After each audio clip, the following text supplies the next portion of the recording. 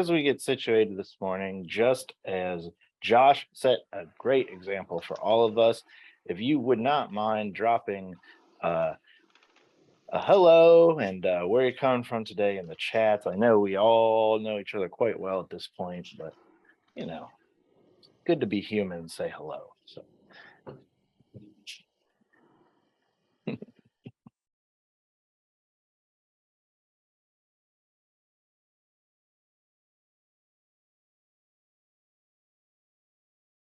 okie dokie. So I am going to give you a small heads up that we will be taking a small screenshot if you can be with us shortly, just to capture some of our faces from the year and have something to reflect on as we continue and grow back or grow forwards in our family engagement practice and look back. It can be cool to look at our younger and sprightly selves in our study of family engagement. So I'm gonna give everyone maybe like 30 seconds or so to just feel really good about well, what you look like, as good as you can feel about what you look like on camera. And we're not going to disperse this widely, but we got our little group and our web pages and kind of our documents. We like to look at ourselves. We're a pretty group. So give you a second to do that.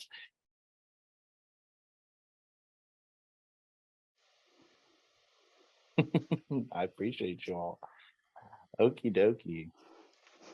So we'll take a picture here in just a second, and then we're gonna have such a good day of wrapping up our year and looking towards next year. So I appreciate you all. I'm gonna give you a heads up here.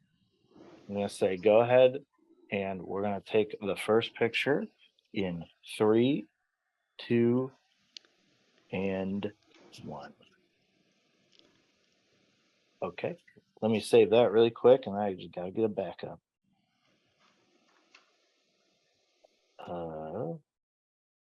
We've been better prepared for this, I suppose. Oh, that looks good. Let me do one more just in case, but it's a good one. So we're doing good already this morning. And I'm gonna take that picture again in 3 and 2 and 1. Thank you so much for playing along with us. We know that can be a little uncomfortable. So we have a cool meeting today. We have a end of a school year coming up quite rapidly. A lot of work going on in front offices and classrooms and all over the place. So we want to get down to the nitty gritty of that pretty quickly. We also, what I do want to share with you, and I don't think, oh, okay. So something I do want to share with you today, and it's actually a really excellent time to do this. Um, as they're getting settled, we have one very important member of our network who has been with us, since I've been part of the network, which is going on, almost 6 or plus years now, and was someone who was able to acclimate me to the state of this work, not only in their region, but in the state, and to give me just such a great insight to the great work that you all are doing. And not just that, but a great insight into how to be a really nice person who takes care of their business at home and at work and is just a joy to be around. And we just want to really take a moment here to pause and appreciate Terry. My face is getting really hot, so give me a second. But we just want to pause um, for a second to appreciate Terry, because she has really been a core member of this group, and I think everyone here has gotten not just something but a lot from Terry. And I know she'll be sorely missed as she moves on to probably slightly more fun things in life. But I just wanted to take a moment. I see the thumbs up to give everyone a moment to pause and share any of their well wishes with Terry, any memories you might have, and then also maybe Terry, you could leave us with some wisdom before we get started in the meeting. You've been such a friend and colleague to us over the years. So thank you all.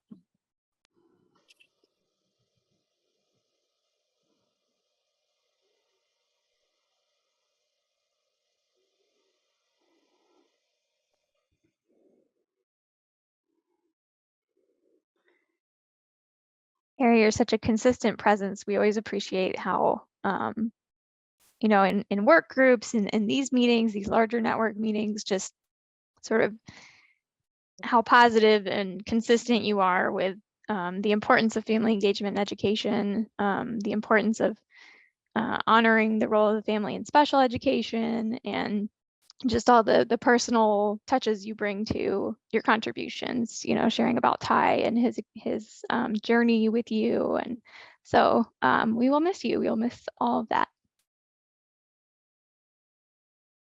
Terry, you brought me on board, as I recall, my first meetings. You were that person who welcomed me, even though I was super green, and you just kind of embraced me where I was. You took what I said for what it was worth and helped me move along and really inform me. And I feel like you always made a real effort to like come alongside me and support things. And I learned so much from you. I learned to meet so many people from you.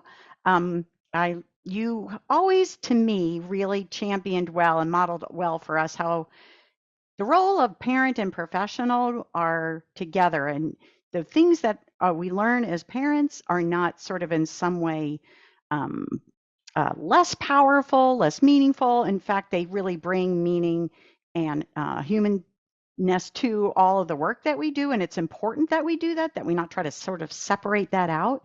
So I'm really grateful for that, and just wanted to say that I think I have been able to do what I do in many ways because of the support and the coach and the friend and colleague you've been to me.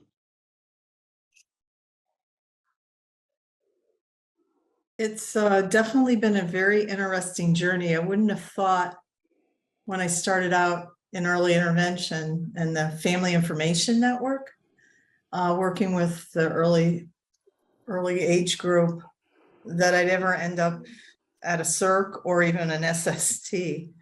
I sort of left my college and career in chapter 1, and this was chapter 2. So I'm moving on to chapter 3. So yeah, it goes quick, everybody. So don't think you have a lot of time. Always work as if you need it tomorrow, because kids are counting on us. And you know, for every time I get discouraged that we're not moving fast enough, then I have to reflect and look, and I say, but we've moved a little bit and we've encompassed more people, and thinking that the work that we do is the right thing. And as Patty and I've worked together for several years, you know, I told her, it doesn't matter who gets the credit as long as it happens. And if I can find a back door to make it happen, I'll find a back door to make it happen. And that's what counts, because, you know, we can't get stuck on all the other stuff. So keep moving in the same direction, keep bringing the research in. I think it helps a lot in pulling in the building teams and the district teams and things like that. I remember going to early conferences, and it seemed like, for the Down syndrome group, and it seemed like what educators were looking for were strategies of how to work with kids with disabilities. So they were asking in the 90s for that. They were asking for it in the 2000s. They need the modeling. They need to see that it works. If they don't have the supports, that's that support, you know, the least restrictive environment with supports and services. That's not only for the kid, that's for the educators as well. They need the supports, and then they'll be able to step back and breathe a little bit and say, oh yeah. And it's the kids that are the peers that I've always admired in the classroom, because kids seem to get it, even when the adults don't. And sometimes if we step back and let those natural supports go, because possibly those might be the future employers or supporters of those kids down the road, because often kids don't live too far from where their home base was. You know, very few are really lucky and have the strength and the power and the supports and can do that. But, you know, there's still a lot of work out there, but I like that I'm seeing a lot of stuff around transition now. I think what I'd like to see them to really help people make the connection that our kids go to school, it's their educational career to help them all, whether they have a disability or not, to be who they want to be in the future, but also know that they can have a detour along the way, and it could look different when you come out. And I'm a good example of that, you know? So, you know, it's going to be exciting. Don't think I'm not going to peek on the websites and see what you guys are doing. So thank you. Well, thank you, Terry. And I appreciate you leaving us with words to continue to drive our work forwards. And as a network member, and such a dedicated one, I would also share with you that you will not be peeking or checking in on what we are doing. You are always welcome here. You're a lifetime member of the Ohio Statewide, the Ohio Family and Community Engagement Network. And we just want to send you off with just knowing that you're so appreciated. And thank you so much for your time and energy in this work. Yay, Terry. Yes, I like that. Everyone wave. Terry. Thanks, Terry. Okay, so that's tough to follow. We had a great celebration at the beginning, and now we have to turn to some work, I suppose. But I would also be remiss if I did not call this out right away, that we have someone joining us for the first time in a while, because they were exploring a new and interesting part of their life. And I just want to welcome back Michelle. It's good to see you today. And I wonder if you could tell us how you are doing and how that time away was for you and maybe some other people. Okay. Hi, can you guys hear me? Yes. Can you see me too? Yep. Ah, awesome. I was out on maternity leave. I just had my first child. And also for anyone who is new, I work at Ocali for the Outreach Center for Deafness and Blindness as their family support liaison, and I myself am deafblind. So far, it looks like my child hasn't inherited any disabilities. He seems to be able to see and hear fine. But still, it's been quite the experience, being a new mom. Oh boy, oh lordy lord, yes. But I do love it. My son's name is Daniel Joseph. We call him Danny Joe for short, and I just adore him. But yeah, I'm trying to get back into the swing of work, and I'm really excited to be here. This is one of my favorite networks to join and be a part of. Well, thank you, Michelle, for coming back and sharing updates with us. And we're so happy to see you back and healthy and happy. So thanks. I again. do have some updates I'd love to share, but I figure I'd take my turn in the line. Yes, ma'am. Thank you. And we will have some updates later. And unfortunately, we have to do some work today. I know, but it's pretty fun work, you know? So it's not so bad. Yes, yes. And so thanks for joining us back here today. Thanks, Tom. I'm happy to be here. Thanks for the welcome back. Okey-dokey. So moving forwards with that work, we've done a lot of talking already, and I'm going to talk some more. I actually have been out of town doing some of that transition work that Terry has talked about today, looking forwards to what next school year might look like, you know, with some of our colleagues from Department of Education and DODD and OOD and all those great people that are in the lives of children and families trying to make it to the next part of their journey. And so I am a little spent from that work and getting home late last night and all that.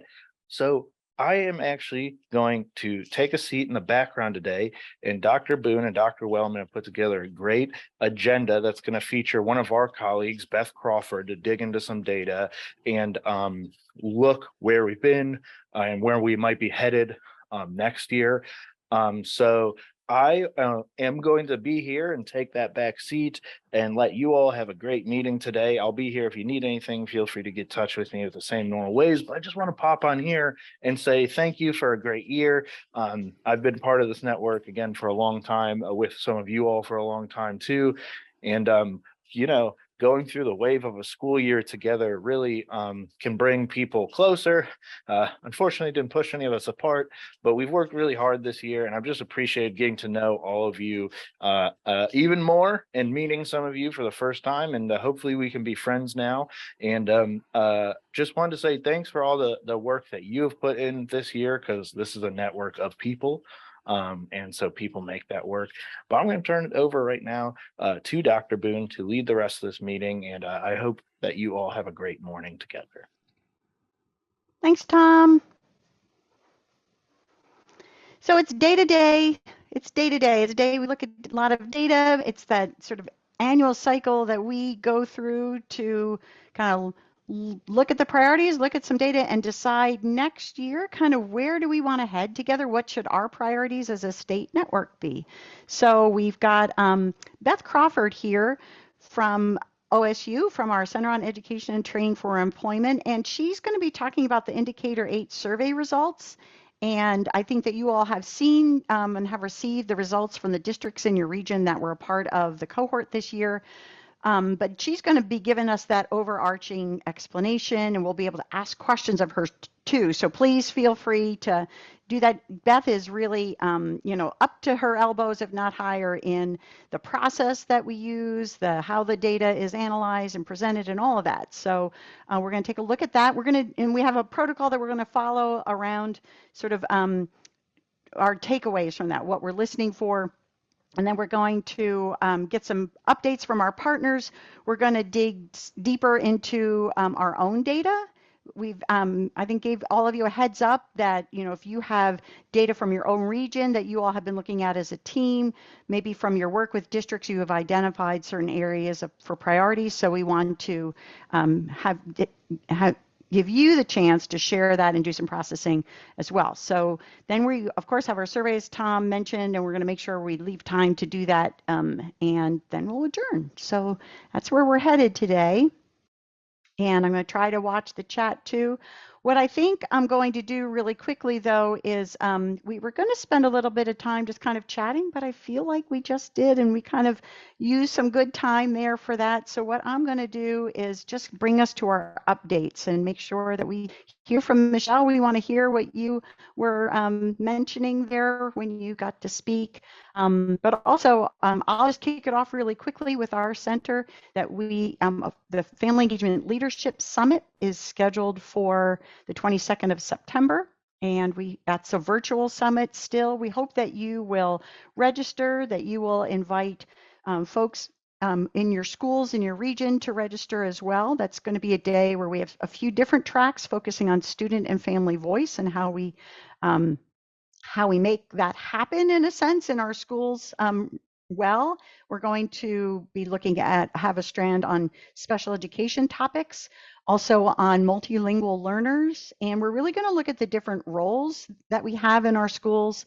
You know, we have school counselors, we have teachers, we have a support staff, we have librarians, we have family liaisons. We all have different roles, so we're going to be focusing on some of those different roles as well. And part of that, we'll be looking at those core competencies and a tool that we are developing to help us self-reflect on that. So that's coming up. Also, our Foundations for Family Engagement course the registration is open, and that course will begin in October. And as you know, it takes place over a little bit of time.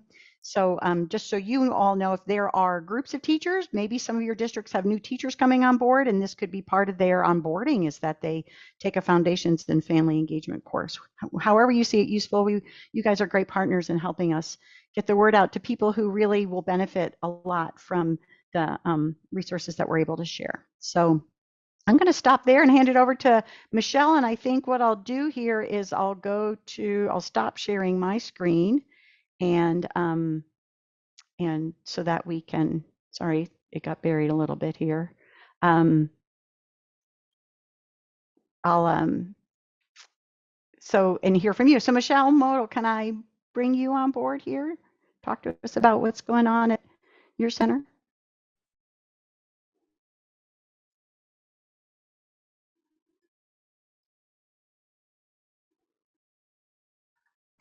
Okay. I hope everyone can hear me. I never know sometimes with these Zoom meetings.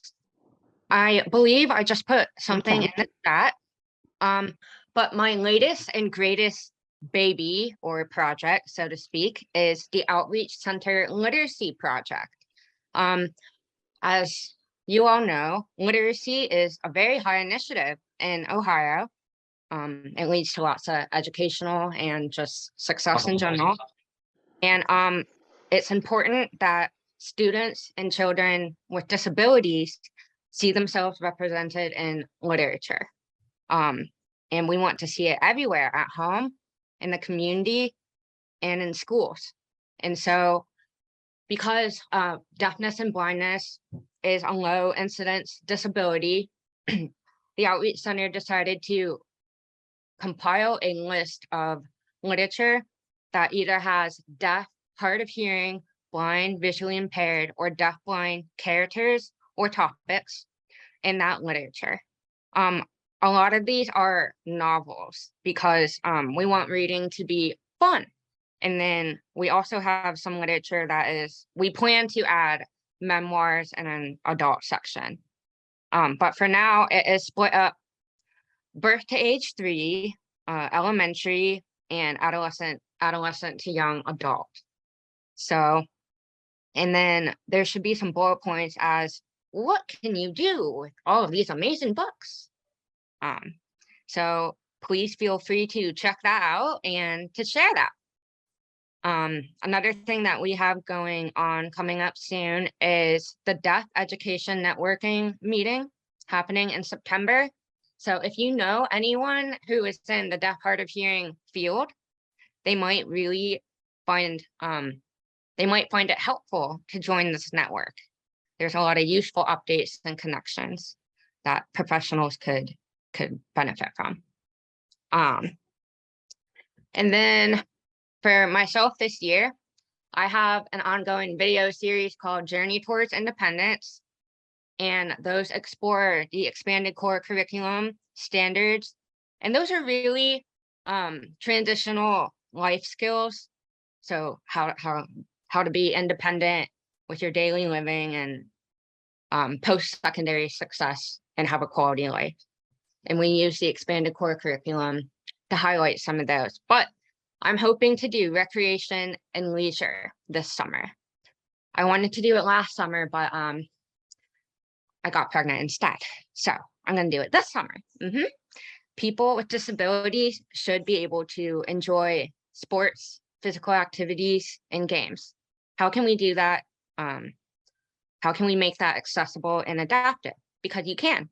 And there are lots of programs that Ohio has to offer as well.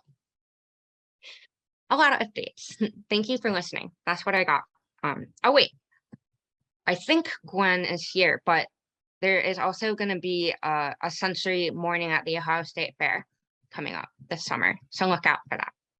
Now I'm done. Thanks. Thanks for sharing that, Michelle. Those are great resources. I'm super excited about our adolescent literacy specialists around the state having access to that list and being able to include it as they're working with schools to think about, inclusive sort of literature where kids see themselves and see their peers. And so I think that that's really cool to that you all inclusivity and diversity. Yeah, and thanks for pulling that together for us. That's huge. And I'm excited about all the work that you're doing. So I'm glad you shared. And please give Danny Joe hugs for all of us. Sorry. Love Yes, that name. yes. He just made a sound from the other room. Hopefully it won't disrupt the meeting. It shouldn't. But yeah, Sorry, he's welcome he's here. to. He's around. Okay. Don't be shy. If he wants to come say hi, Michelle, it's Really? a good part of the meeting Mhm, time. I think could be spent staring Well, at a cute baby. It's on the So, agenda. yeah, it actually is. hey, Ian, is Daniel awake? Yeah. They want to see the baby. Will you bring him? He's so cute. So he has fluffy blonde hair, and we think his eyes are Aw. going to be green, and he's about 12 pounds, and Wow. he is 3 months old right now. Cute age. We won't take up too long. Yep. Hi. Yep. Oh, Baby. So cute. he's Is so He's so cute. Aren't you so Oh, Hi, cute, baby. honey? oh, You want to He's smile? precious. Smile yeah, at the he- people. oh. Love it. Thank you so Oh, much for he's showing us your perfect. Oh, little congratulations, little peanut. Michelle. He's He precious. is so cute. Congratulations. Yeah. I love being a mommy. Which is pretty great. Well, thank you. You're the best mommy Well- for him. You sure are. I might hold him every now and then, but for the most part, we'll be on mute unless unless I'm talking. Thanks, everyone. We get it. Thank Thank you. you for giving us a look at your Little gift. beautiful boy. Mhm. All right. Well, thanks for giving the update for Gwen. I don't see her on the screen, but are any of our partners here from the coalition? Okay, yeah. August 2nd is the Ohio Sensory Morning at the Ohio State Fair.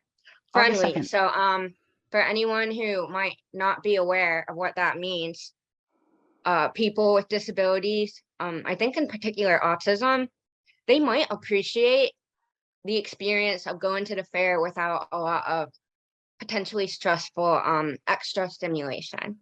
So we try to make it accessible and not so overwhelming. That's the idea of the sensory friendly fair. So feel free to sign up and share about it August 2nd.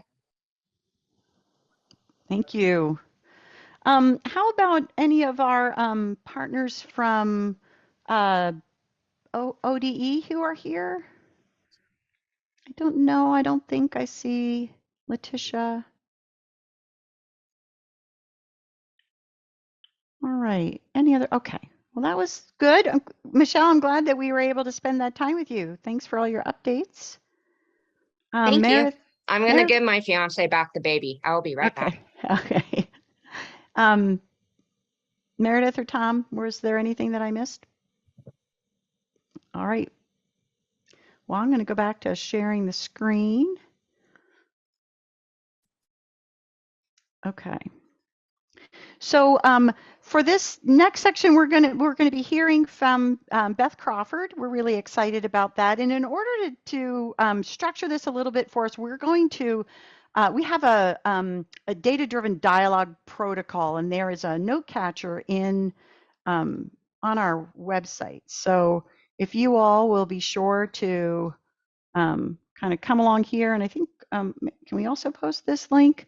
So in our network site, under the important documents, things for and important resources for today's meeting, if you can see here, there is the presentation, the slides we're using, but also this data-driven dialogue.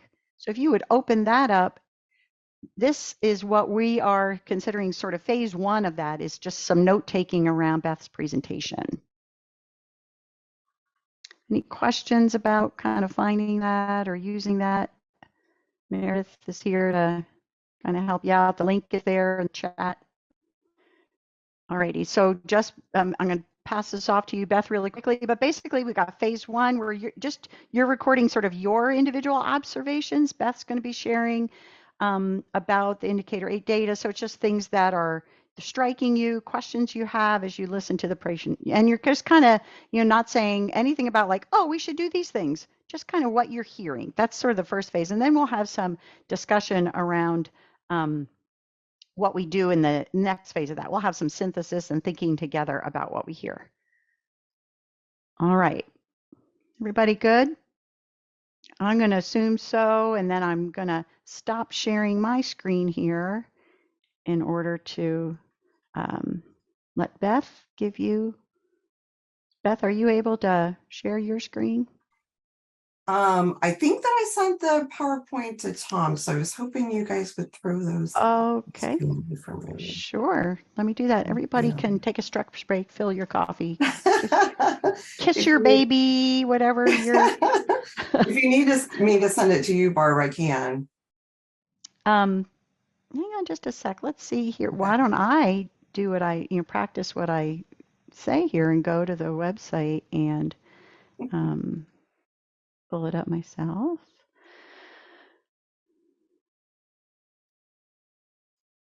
Sometimes it's hard for me to drive and talk at the same time. Oh, was I hear hoping- you. Yeah, I hear you. So let's see if I do this, Beth. And then we can just kind of scroll down like that. I think you need to reshare your screen. Oh, thank you. Yep. Buttons everywhere. Takes a village, right? It does. Okay, here we go. Awesome. Clicking on all burners now. All right. Okay, thank you, Beth. Thank you so much. And thank you for having me. I've already gained information. As Barbara mentioned, I am an employee at the center and I wear many hats. One being the lead for the family special education survey, as well as I do a lot of project management and data management for the Parent Mentor Project. So thank you, Michelle, for sharing those great resources. I've made notes because we will have at least one newsletter going out to the parent mentors before they leave on summer break. So hopefully they can share some of this information with their families, especially the Ohio State. That would be Senior Day. I think amazing. it'll be- Thank yeah, you. I think that will be really a really good resource for folks and I something love the fun. parent mentors. Oh, thank you. I was able to chat with some recently, at least ones from Central Ohio. So Oh, I'm sure they're That's looking great. forward to the summer. yes, I'm certain they are, but it's always good to leave parents with some resources over the summer so they don't feel like there's this big, huge gap in things that they might need. So today I do want to talk about the Special Education Family Survey, and I'm going to go through the statewide results. I'm going to apologize right now. I know I saw Kim on the call and anybody else who's already seen this presentation. So just bear with me and hopefully maybe you have some, new ahas, some, new observations that you might jot down. Maybe I'll change it up a little bit, but data is kind of what it is. So I can't freeform too much. So hopefully you all have received reports for the districts that you are working with who were a part of cohort 3. And we'll talk a little bit about just how the survey administration is structured, because a lot of times folks have questions about that. I'll also mention that we only generate district and community school reports if we receive 10 or more responses. And 10 is actually even, a pretty low number. We want to be careful that we're keeping parent information as confidential as we possibly can. So that's the reason that we look at the threshold of at least 10. So I want to dig in. Yeah, the data collection. So it's a 6-year cycle. So we take all of the districts and community schools and we've put them all kind of in the hopper and then divided them out into 6 different cohorts. It is a random assignment. I'd like to say that it's, super scientific, but it's not. But it is a random assignment. And what we do manually is to look at where we have, really big schools or really small schools, and we want to try to, even those out so that we wouldn't have, a Columbus City and Cleveland and Cincinnati Public all in one cohort, because obviously those results would really skew our statewide results. So we're not comparing cohort to cohort, but we're trying to keep it, somewhat even as much as we possibly can, knowing that enrollment data and things like that change very often. So schools are required. This is part of the federal requirement to do the survey once every 6 years. And we just closed out cohort 4, and then cohort 3 data was collected during the 21-22 school year. It is electronic and it's accessible via mobile devices. So we're hoping that that helps with, really any kind of accessibility issues. Places that are, really rural, a lot of folks at least have access to a mobile device that they can also complete the survey. We send out emails to all of the superintendents. You all are on there, so hopefully you're getting emails and reminders. And, I know that I've heard from many of you, and our partnership with you is just, very beneficial, so that you can kind of nudge the school along or check in with them, make sure that they are sending out notices, because, the more responses we get, the better our results are for making some data informed decisions. So then it's really up to the school districts and community schools to determine how they disseminate that survey. Some folks use, a Remind app. Some put it in a newsletter. Some are emailing it out. Some actually print out a paper invitation and, send that home with their student. I hope that that's not their only method, because we know that those don't always get to the hands of our parents. So we really do encourage some multiple ways to try to reach out to parents. We utilize our network of parent mentors to make sure that they know the survey is open. So when they're working with parents, they can encourage them to complete the survey as well. We've also translated the survey into Spanish, Somali, Nepali, Japanese, Arabic, and Chinese. So I have not heard that we've run into any issues with parents not being able to access the survey in a language, their home language. So, but we would be responsive to that if we found that we needed to translate into another language, we would be more than happy to do that. Okay, so the survey is oftentimes referred to as Indicator 8. I think that that's probably what you all are most familiar with, because Indicator 8 is part of that public profile. As you know, there are, that slew of indicators. I always forget how many. I want to say 16, but that could be wrong. But there are a whole lot of different indicators that the federal government requires as part of IDEA, and that is to really look, across a variety of different indicators to see, how school districts are doing with meeting the needs of our special education students, or those students who are on IEPs. So Indicator 8 is specifically designed to assist us in understanding parents and caregivers' perceptions related to their involvement in their children's educations. So that's why we're super excited to be able to partner with the Family Engagement Center. And they really took the lead on developing this data-driven protocol, which we are super excited about, and hopefully you received that along with your report. We're hoping that school districts really do use that as a guide to have some constructive conversations around what this data may mean for their districts, and then developing some sort of action plan that can be part of, maybe their larger family engagement plan, or something along the, I believe, I'll get all of the language wrong. So that's Barbara's wheelhouse. I know there's larger plans. So hopefully, this would help to shape those statements and action steps in those plans. So we use one particular question on the survey. And the question is, taking all things into account, do you believe your child's school works with you to best meet your child's needs? And we ask folks to respond on a scale of 1 to 10. 1 meaning not at all, and 10 means a great deal. And then we use 7 and above to determine the percentage for indicator 8. So that is what we report back to ODE, as well as that's what you will see on the public facing profile report for indicator 8.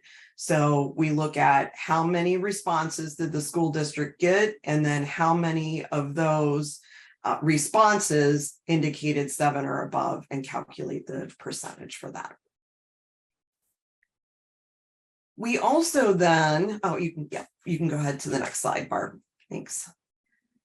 We have also included several other questions, and this really gets into the meat where so we have the one question that meets the federal requirement for indicator 8, but while we're surveying parents, what else can we find out about how they're feeling engaged and involved with their school as it relates to their child with who are on an IEP. So we have some eligibility questions and some demographic questions, and then we have 14 additional statements that we ask folks to rate strongly agree or just strongly disagree to strongly agree. And we've kind of put those questions in buckets. And these were, kind of my best guess as to how to kind of chunk out the data. And those are around communication, school climate, and partnership with school. And you'll see that data and the questions that are related to that. And then we have the indicator 8 question. And then we added this year for cohort 3, 3 new questions regarding graduation. And ODE asked us to do that because they were really interested in understanding how parents are understanding the graduation requirements and the different pathways that are available to their child. So we'll take a look at that data. Okay, next slide. While I'm moving here, we have one question about, is it translated into Ukrainian? It is not, and we have not received that request. So if that is something that you all are hearing from the district, or that it would, that it's a great need, please let me know. I will drop our survey email address in the chat so that you can reach out to me, and we can certainly. Cohort 4 is closed, so cohort 5 won't open again until next spring. So that gives us some time. So if that is a need, we can certainly take a look at that. Okay, so email you and okay, super. Thanks, Beth. And then we meet with ODE on a monthly basis. So that's something that I can certainly have conversation with them about. Just real quickly, I just want to talk a little bit about the usage considerations. And these are really just kind of, a little bit of the caveats. So I mentioned the, 10 or more surveys. So we know that we're not getting responses from 100% of our parents and of children who are on, IEPs. So we need to be careful about the results. They can't be generalized to all families. When we have a higher response rate, reaching the 80% response rate, we can feel more confident about being able to, make some general statements about those responses. 50 to 60% starts to represent a lower limit of that. So that's just, one of the caveats. However, the data is meant to be a place to spark conversation and to maybe ask some additional questions. Maybe think about, where there is other data that might help you to additionally inform actions that you all might take. We also want the responses to be characteristic of the characteristics of the population, or the target population, especially in the racial and disability categories. And you'll see that as we'll talk a little bit more about that in the data. And then, of course, we have mentioned this data-driven dialogue protocol. And again, we're really hoping that that protocol can be used to help with the interpretation of the data. I think it's a great addition. We didn't have that for the first 2 cohorts, so I'm really interested to get some feedback from you all. Maybe you can provide that, or I can come back to another meeting in the fall, and we can have some conversation about whether or not you participated in any of those meetings. So Beth, so we're ready to transfer in, and while I'm going to take this chance to ask you a couple questions from the chat. So Thank you for that too. Noticing, I can't see the chat. I can't drive and talk. I hear you. So Patty, up in region 4, or 3, Cleveland area, noticed that in the zip file Constellation East Arts Academy is empty. Does that mean there weren't enough responses there, if they were there but empty? I'm wondering if it was like a file name thing, because it's the only one that says 0 kilobytes. It's in the file, but it's not like. Oh, I will check calculated. that. I'm sorry, you skipped out on me, Barbara. What's the school district? It's Constellation Uh-huh. Eastside Arts Academy, and it would be up in the Cleveland area. Yep, I'm familiar. There were a couple Constellation schools, Eastside. Okay. Another question. Oh, sorry. While you guys are in your breakouts having some conversation, I will take a look for that file. It may have just, because I uploaded into Teams, so it may just have not transferred over. Sure. Thanks. And then is the March to May survey window the same every year? We do try to stick to that time frame. We try to open around the beginning of March. Sometimes it varies. It might, be March 5th or somewhere around that. And then we try to close out around the beginning of May, knowing that schools have so much on their plates. And parents, believe me, I'm now a parent of an 8th grader, and I tell you what, the end of May cannot come soon enough because I'm exhausted. So I get it. Okay. Okay. So we've got a couple Constellation questions. You'll be able to see in the chat when we're in our groups. Yep. Maybe Absolutely. follow and getting access to. I'll take a look at those. And I think maybe we had 4 Constellation schools, and I believe we only had reports for 2, but I'll double check that for you. And then, so Beth, just to draw the connection, the data dialogue discussion protocol we're using today is slightly adapted. I think we just tweaked it slightly to what you're talking about. So it's a protocol that we developed to give folks a little bit of a structure for kind of processing this data that they get. Correct. Yeah. We wouldn't have time to do the entire protocol. So we just want to simulate, some of the process and, look at some of those prompts to get you thinking about the data. And I think that it is a really good idea if folks start out and if you're in a meeting and, facilitating, having folks really spend some time jotting down some individual observations, because we can all get into kind of the group think and then, the meeting can go off rail, or people are throwing in solutions before they've ever really, taken a close look at the data. So I really like the structure of, even before looking at the data, of course, the reports are out there, but, let's make some predictions. What do we think, because what we often hear is, you know, and having been a part of, you know, some of the other family engagement meetings, you know, schools are doing some really wonderful things around family engagement, and they're very proud of those things and should be.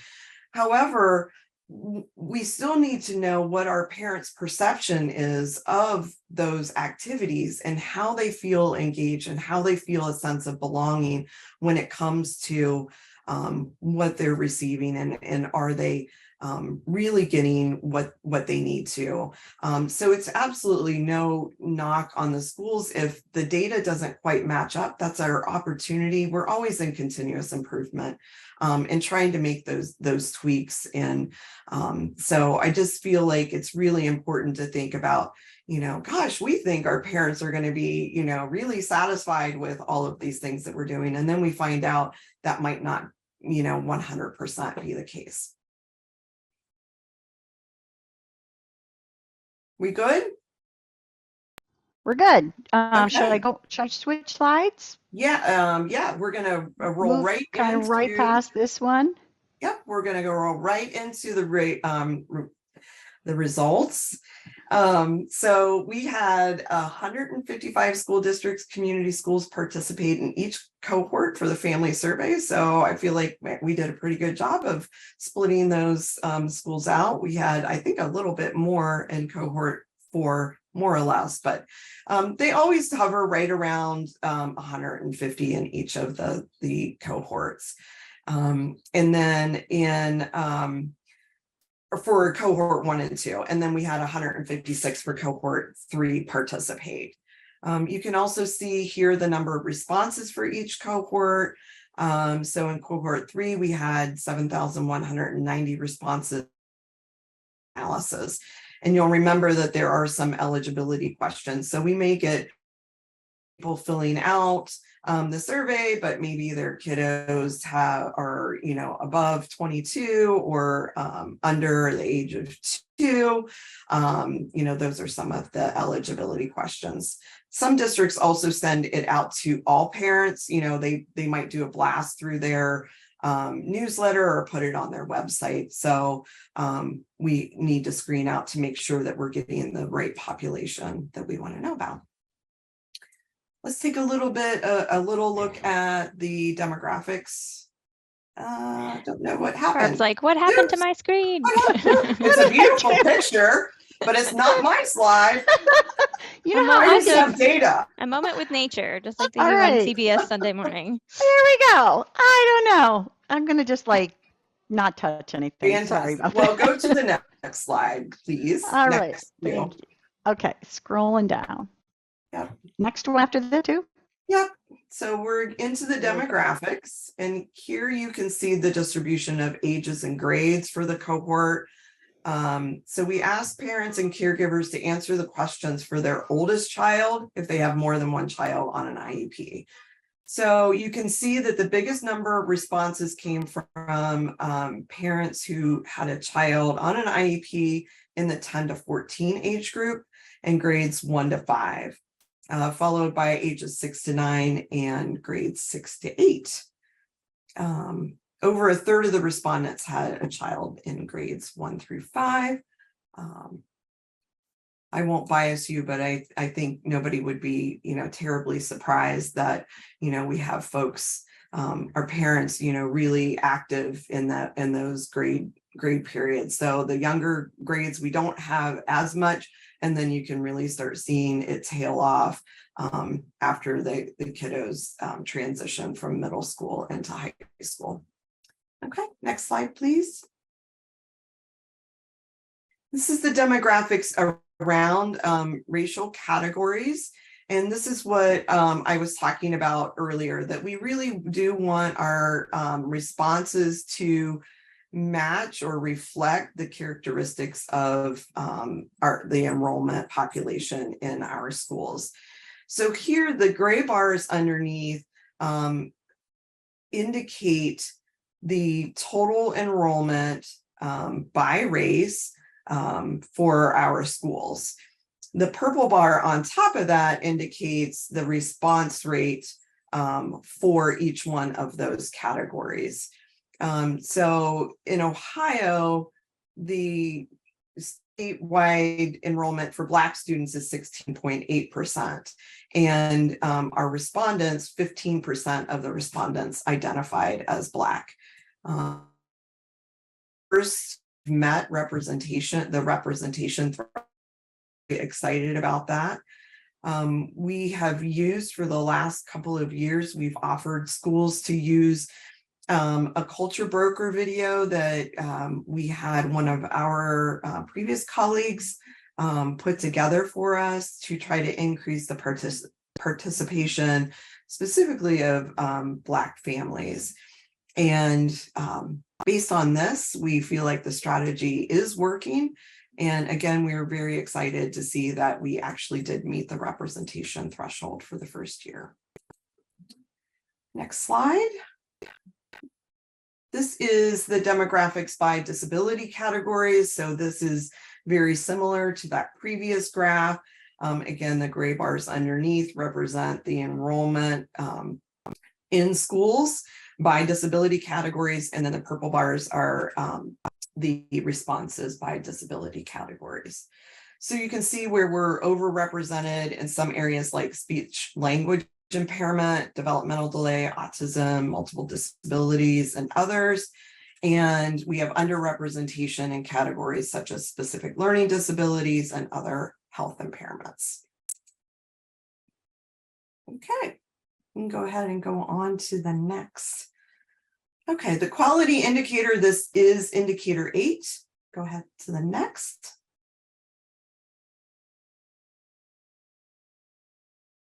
And these are the overall results of the indicator 8 question, and what we report back to the federal government. Again, we use 7 and above to indicate agreement with the statement.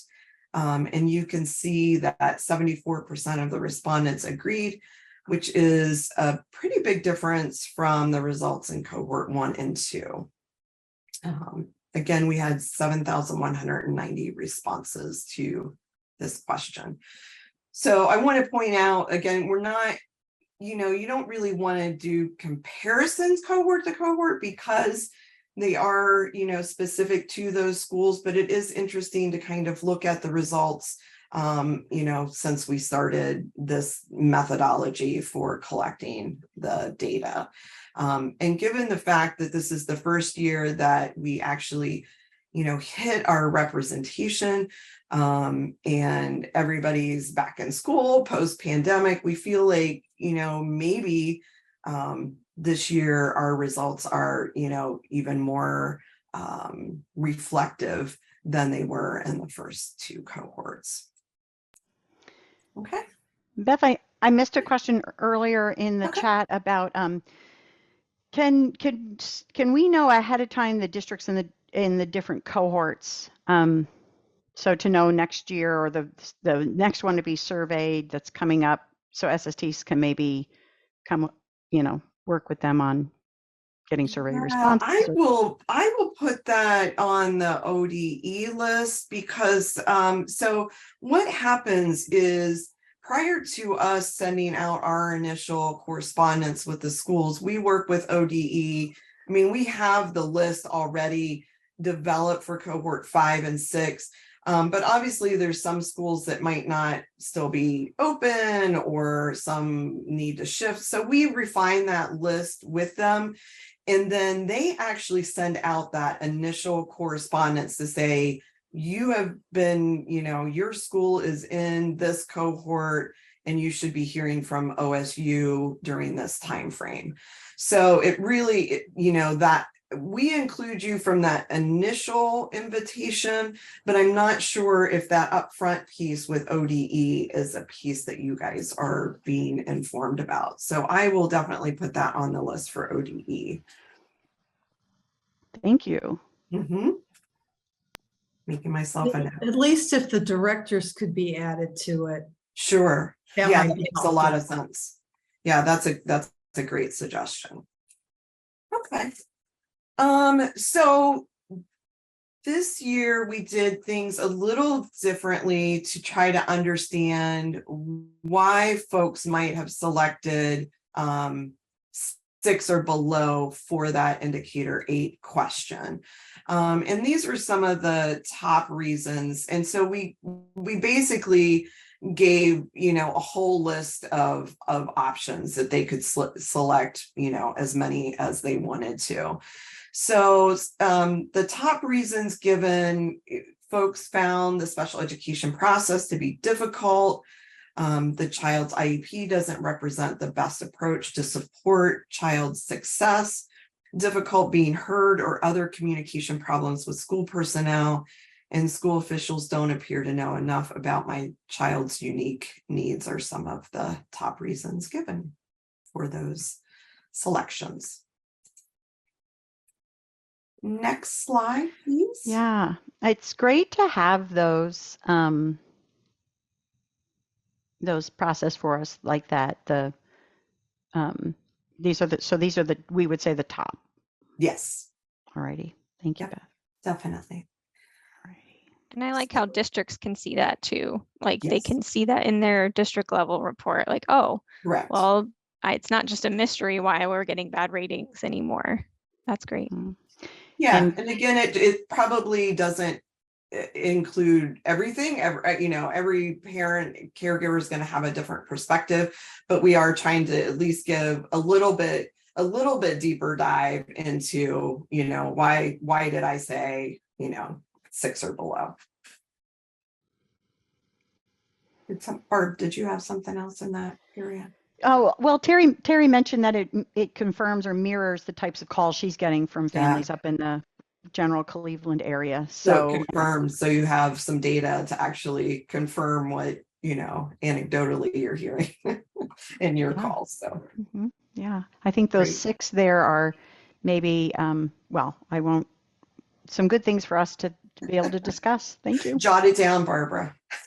I will. Oh man, I just violated the very one rule. All right. I'm going to turn off my mic. That's okay.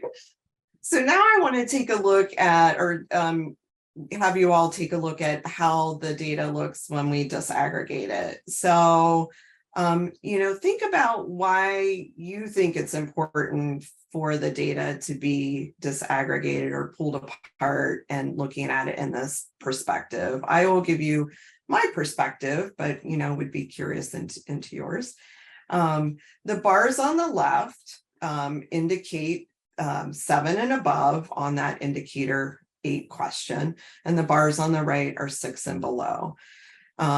So what this shows, so if you look at the top, remember we had 74% of all of our respondents saying, you know, 7 and above for that question.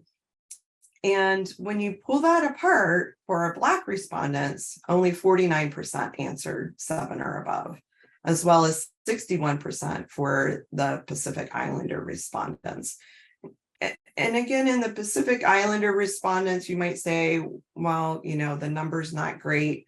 But again, this just provides a different look at the data and doesn't mask it, because in previous cohorts, we could say, gosh, we're at, you know, 86%, you know, of 7 and above. We're statewide, we're doing great. And we are. I mean, 74% is still good, but we're striving for 100%, right? That's, you know, we want all of our parents and caregivers to feel like their child's needs are being met by their school. So this just leads to, you know, really asking some questions about where inequities might show up and determining steps you might be able to provide to families that are more equitable and accessible experiences for families. Okay. I also just want to mention here that the top reason selected by respondents with a child identified as Black was they do not feel supported by the school. The top reason selected by all families was, I found the special education process to be difficult and or confusing. So you can see that there is, again, a little bit of difference in the folks who selected 6 or below, depending on the racial category that they selected. We also took a look at the results disaggregated by disability categories. And here you can see a lot of differences. So I've highlighted, you know, these bars that are in green show those places where our percentages are less than the 74%. So that you can see, you know, again, you know, some of these areas that the N is going to be, you know, the number is going to be very, very small. But again, it provides a different lens as to look at the data and to start thinking about practices and policies that might influence some of these results. Next one, this is the last chart showing data disaggregated, and it's disaggregated by age. Barbara, you wanna, are you Beth, I had a scrolling? Oh, go ahead. well, I had a quick question for you about the Okay. comment about the difference in the top reason for the Reasons? families that ranked it under 6. Is that included somewhere in this slide deck, or? It is not. I just verbally gave it. Okay. Yep. Okay. Any other questions? If we're kind of moving out of this zone, is there anyone? We'll take a look at I one think last disaggregation by age. Terry's got a finger up. All right. Yeah, Okay. I was gonna type it in the thingy, but looking at the TBI group, you know, I always still have a concern with that.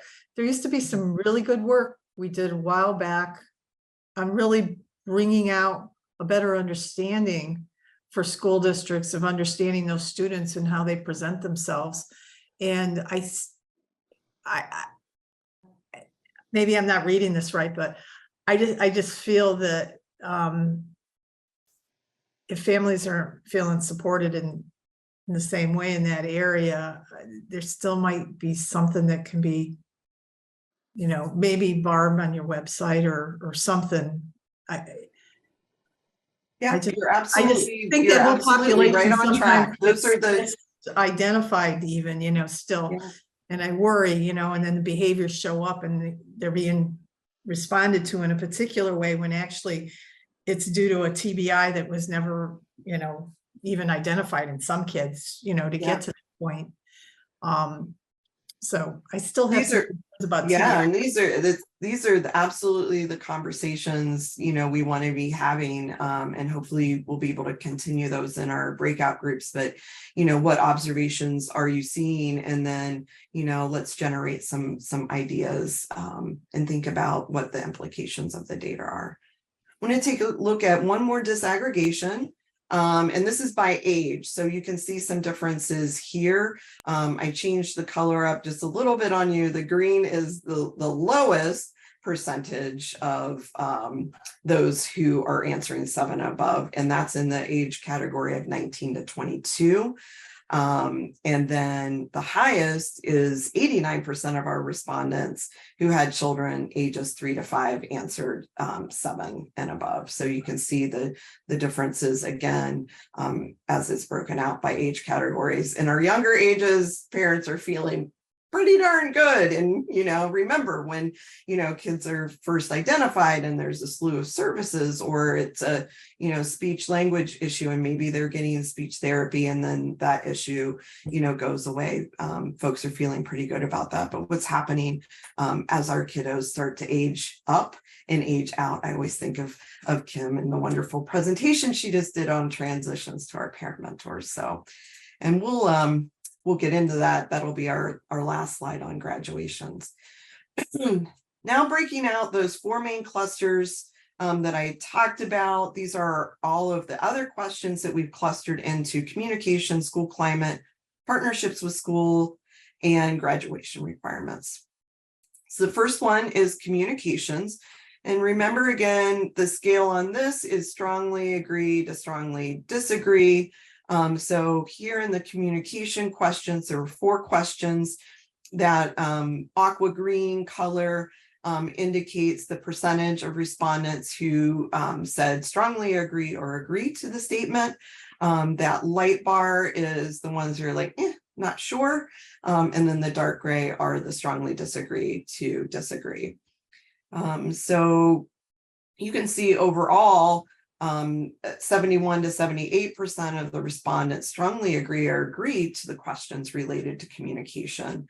And it appears that families are interested, maybe some room for improvement around more information from their school. I think this gets into the case where, parents can never have too much information, especially when it comes to kiddos who are experiencing special education. Next slide is school climate.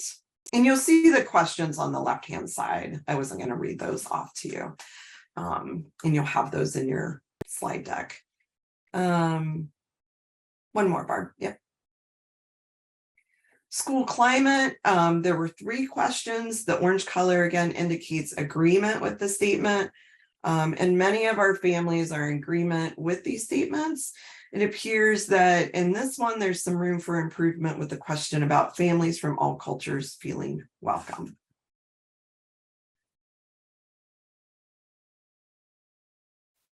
Okay, go ahead to the next. So partnering with school questions. And here we use the purple color. There were 7 questions clustered in this area. The purple indicates agreement. 80% of the respondents agreed or strongly agreed that meetings are scheduled at times that are easy for them. I was happy to see this because I think, several years back, probably not even that long ago, we know that schools were only scheduling meetings during the school day and not making, it necessarily accessible. I don't know, maybe now with the discovery of Zoom and being able to have virtual meetings, maybe that has opened up some positive ways that we can meet families during times that are easy for them. 79% feel they can understand all parts of their child's IEP. And it does appear that there's some room for improvement with the school viewing families as the expert about how to best meet their child's needs. Okay, and then we're going to go to our last one, which these are our 3 new questions around graduation. Here, this apple green color indicates agreement with the statements. And from the results, it appears that there's room for improvement across the board with families understanding graduation requirements and the options available. And I'm going to look at Kim with her shaking her head in agreement that, we know that I sat through the first presentation on graduation requirements and my head hurt after it. And I just thought, I don't know how anybody can possibly navigate through. So I have so appreciated the work that your very own Kim Moritz, and if anybody else has as well, done with really trying to break down and provide tools for our parents to understand and to understand that roadmap early on. I had some questions in my other presentations that I've done around, well, doesn't it matter, what age the child is? And I've taken a look at that data. I looked at the data in these areas, disaggregated by age and race specifically. And there wasn't a huge difference in those percentages. The differences really came about in that indicator 8 question. So I think, these as a whole are pretty representative across the board, regardless of the age of our kiddos. We know that we didn't have, a huge response rate from that 19 to 22 years old. But honestly, by the time our kids are 19 or 22, it's already done. We're getting to the place where, they're ready to transition onto something else. So, starting those conversations earlier rather than later are really important. So I hope this information is helpful to our school districts and, starting to think about tools that we might be able to implement. And gosh, how did I manage to do that right on time? I think I was given till 10:15. I will certainly field any questions that you have. And then we'll introduce kind of the next phase of what you all are going to be doing in your small groups. So Barb, I see a ton of stuff in the chat. So let's see in the chat, and just anyone have a question here for Beth? We can certainly unmute I see microphone. Anita, you have your hand up? I do. Yeah. Thanks for that great information, Beth. Oh, you're welcome. I was curious about the age 3 to 5 age band, Mhm. the data collected on that. So these are district community schools that would have a preschool program, have their own preschool program, right? They're not necessarily, do we know if they have ECE funding or is at all, or is this just, these are their own private, These would be public their own, I believe. So the way that so it would be any that fall under that IRN number. Okay. So yeah, it's not like, they're sending out to their community and, that would be a feeder into their school. Okay. And then also, I just wanted to mention to everybody real quick, this is not a question, but I have to jump off pretty soon. I'm going to put a link in the chat there. The National Center on Early Childhood Development, Teaching and Learning has an inclusion series of webinars, and they have one coming up about how to engage or work with families on inclusion. And I thought that might be something that. Oh, I would love to have that, Anita, to definitely will- share will with parent mentors. Yeah. Thanks again for the information. Oh, you're so welcome. It's always good to see you. Likewise. What else do we have, Barbara? We have Steve Moran with his hand Okay. up here. Hi, Steve. Hey Beth, how are you? I'm good. Good. Thank you for sharing that information, all, extrapolated and disaggregated and all those other good things that I am not in any way an expert at doing. Is this posted somewhere? And I'm sorry if you said this, I had to step out to cover a graduation meeting, but is this posted somewhere that we could use internally within the SSTs this Absolutely. summer through our data discussions and that as just kind of a starting point for I think one of our priorities next year is really kind of bridging the gap between family engagement and all of our work. So I was hoping maybe to borrow this and Yes.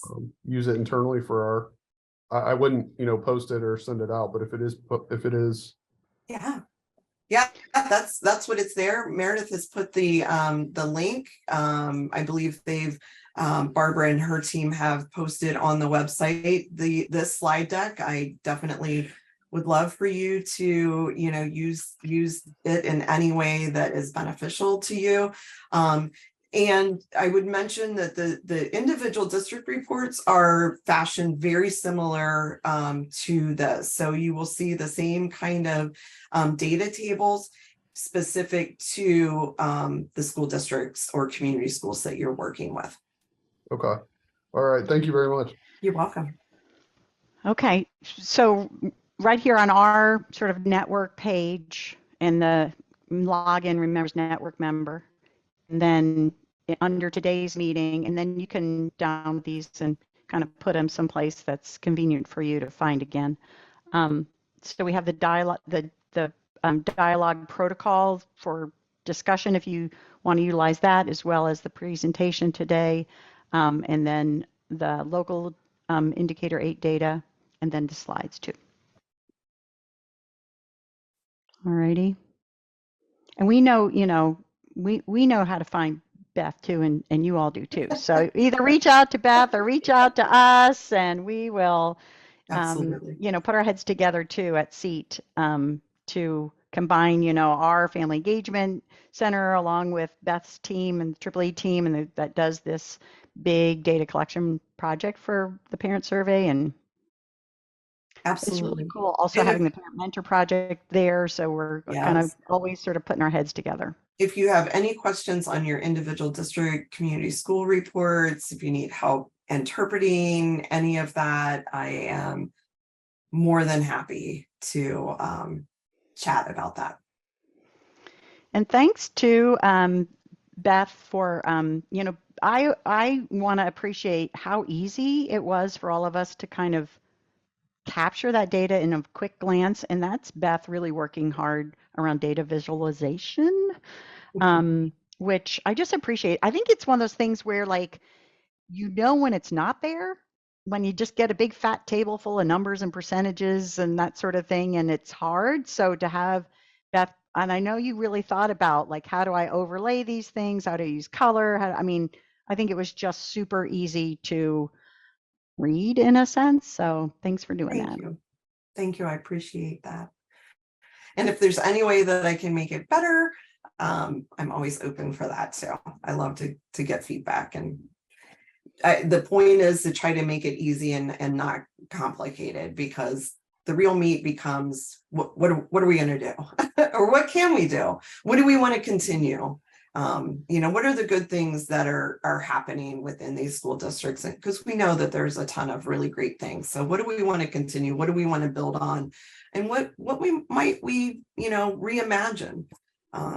Really taking that time to think about possibilities for reimagining what things might look like. Thank you, Beth. Mm-hmm. Thanks to Beth for this. So we're going to jump into some small groups and kind of, continue to share our thoughts and process this now. All right, so the next phase is really to jump into some small group and sort of talk about those inferences and maybe just define or consider, what priorities should be for us, reflecting on our own and then coming together around that. So we've got the protocol that you have, hopefully you downloaded that, and Meredith is going to break us up into we just did really creative rooms of regions 1 through 4, 5 through 8, 9 through 12, and 13 through 16. So we just kind of sliced across the state for those discussions. So we're going to jump into those now. And this is exciting to be able to just sort of sit and process this together now. Alrighty, so Meredith, I'm going to stop sharing. Does that make sense here? And you've got your rooms there on the screen, and we ask you to sort of jump in there. Now, what we're going to ask you to do is for someone to be the recorder in the room to gather the thoughts on phase 2. If you have any questions, shout them out. And if you're not in like a region, but like Ocali or ODE state level, then you can just join one of the first 3 rooms. And if you want me to assign you to one, just let me know and I can put you in a room. All right. Well, let's see. We've got a tight group here. So hopefully if you can see my screen, I was just going to take notes right here in the slide about kind of what were the priorities that came out of your conversations, and then we'll shift over into the next steps or actions. So we can just start with someone who wants to report out for your group, or if you want to do more than one person, that'd be fine with me. Can we start with the northernmost group, or regions 1 through 4?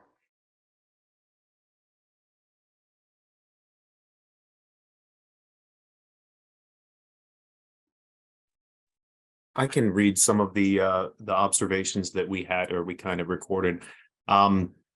The observations that we came up with, most categories were over 70%. The speech and language tended to be overrepresented. Looking at them, a lot of these are our targeted districts as it is. And that low incidence was represented well. So I didn't know if anybody else in the group wanted to kind of expand on any of those. Sorry, Josh, I had a moment there where I wasn't recording very well. So most categories, speech and language, were overrepresented, and you said something right before that. Was it about the targeted districts, or? Well, let's go ahead and capture that too. The targeted districts. A lot of these we noticed that were our targeted districts already.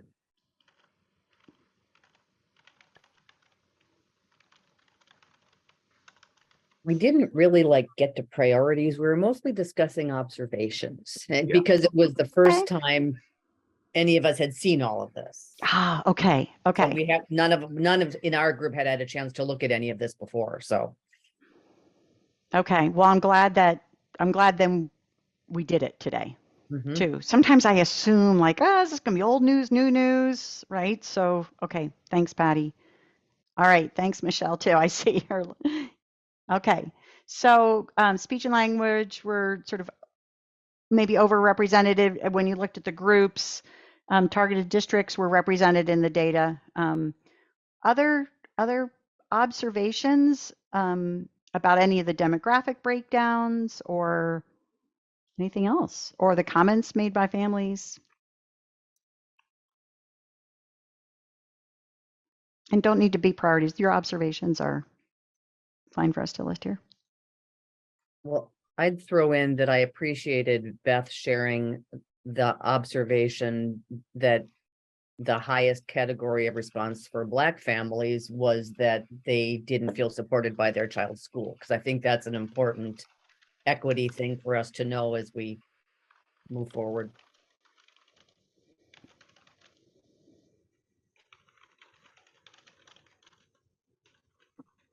And kind of tying the first two together, we had just looked at our special ed profile data, and we do have some districts that are disproportionate for speech and language. And then that was one of the categories that had the highest percentage of, they got an overrepresentation of people responding. So just curious about that.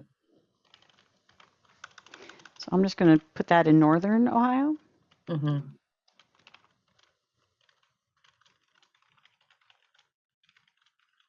Over identification, are you saying?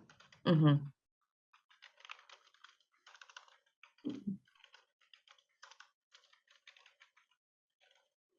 Okay.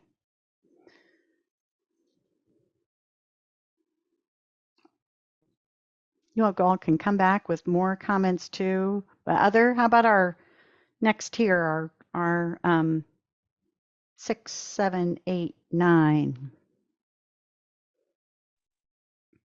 Ladies, do you want me to read them off since I had the notes? I'll take that as a yes. Yeah. Okay, so one of the things that we noticed was about the graduation. Those 3 questions, and we noticed that there were families who weren't quite aware of all those graduation requirements. But Jessica made a good point. She's curious about the data for this year because she thinks that there's going to be an increase in the knowledge of that. There's more positivity. They're hopefully more aware of the graduation requirements, and that's probably because the staff is also going to be more aware of the graduation requirements. So that was an aha that we saw. Another one was the question about other cultures feeling welcomed. And there was a larger percentage that actually said that they didn't know. And we thought that that was interesting and appropriate, because I would rather them say that they don't know instead of falsely saying, yes, other cultures feel welcome, but they don't really know that.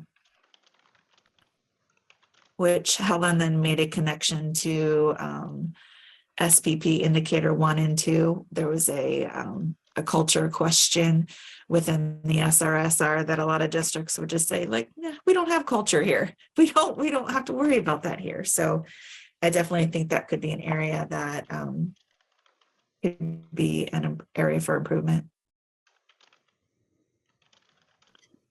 And the trend that we also saw that preschool, there's more family involvement in preschool and less as the child gets older, and that aligned with what we had seen in the past. So it was like we felt that we had seen that trend in the past, so that was a good connection. I was also wondering, as a parent who would have been on the side of this survey, if it's every 5 or 6 years that families receive this. I never ever once received this survey. So I wonder, and for next steps is how we can coach districts to ensure that they're actually including or sending the survey to all families of students with disabilities and not being selective. So I think that being an online version is actually going to give them a better opportunity to do this versus the paper pencil version back in the day. But so I'm hoping that there's going to be a higher percentage of participation in this, but as a family member, and I know that I should have received this survey, this opportunity to give feedback to my school district 3 different times, and I was never included. That's very hurtful. So if you, if you're coaching a district and you're talking to a district about like, don't be selective, like you want to get this information from every member of your team, every family that's involved in your school. And if that family found out that they were not included or they were not invited to participate in that survey, that could be pretty detrimental to your relationship that you have with that family. So just to think about that, and how can we coach districts to want to get that information from all families of students with disabilities. And then our last. Sorry, Kim, I just wanted to comment that we also do incentives for parents. So we enter anybody who selects that they would like to be included in a drawing. We draw for 10 $50 gift cards. So it just goes to the, you know, if you don't get it, then obviously you're not even getting the option. So right. So it sounds like, so compared to the last one where the paper pencil one where districts just needed to sometimes get 1 or 5 or 8 or 20 families to complete it, and could be very selective. The intent, if I'm right, Beth, is that the link is sent and the district sends this to all. That's the intent. Okay. So coaching districts. Absolutely. We know that our statewide response rate is still very low. You know, when we look at 7,100 responses, we're like, I mean, for me, that's a huge survey pool, but we know that that's seriously like a drop in the bucket. We have so many more families that are eligible to be providing their input into the survey. So I am in complete agreement and would love to think about, you know, what strategies might work that we can ensure that it really is going out to all families. Beth, so when a district gets their report, they're given a response rate, like a percentage, are they? And what is the highest you've seen?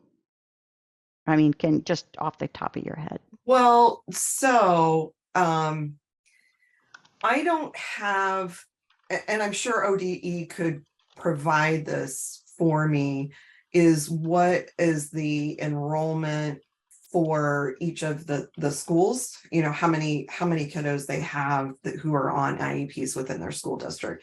I have I total up for the cohort, and ODE gives me that, you know, that bottom number. And then I look at how many responses we got in. So statewide, I believe, the year before last, we were at like 14.8%. And I think that we were a little bit higher this year, but it's still less than 20%.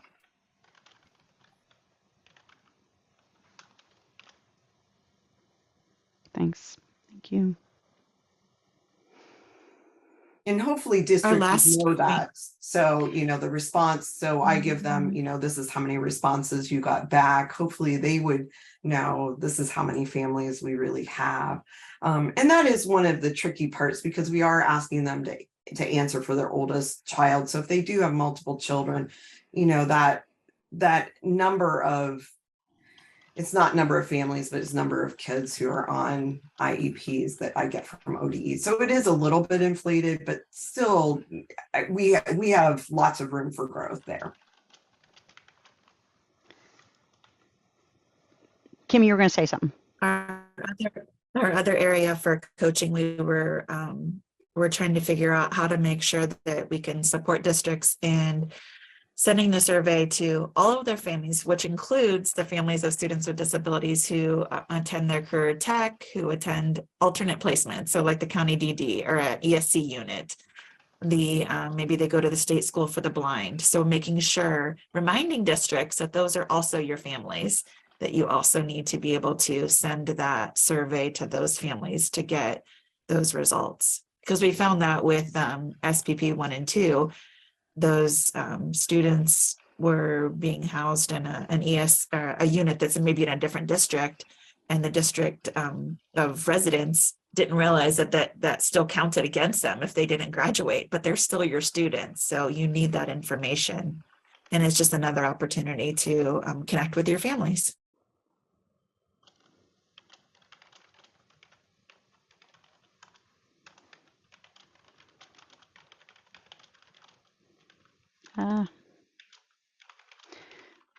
All righty. Others? Barb? Yeah. Okay. Did I miss Maybe something? we could do a sort of a marketing thing in the winter in preparation for the time it's going to come out, and all the SSTs would do the same thing. At the same time, we could get the Ohio Coalition also to blast something out to families to be looking for it if their district reaches out to them. You know, maybe it's more of a pulling all our partners in at the same time, like February or something, to sort of highlight, to be on the lookout for it, because as things just go to superintendents or something, they sort of get stuck there sometimes because they're busy and what's this? It's past football season. Why is OSU send me something? Even though they got ODE sending them a letter, you know, stuff gets lost, you know, because I know if we would target our newsletter or something as we have, or our websites and stuff, or Facebook. However, just making it more across the board, that might just, you know, until people get used to it, actually, even though it's been done for several years, it just might be a more concerted effort. I don't know. Just a thought.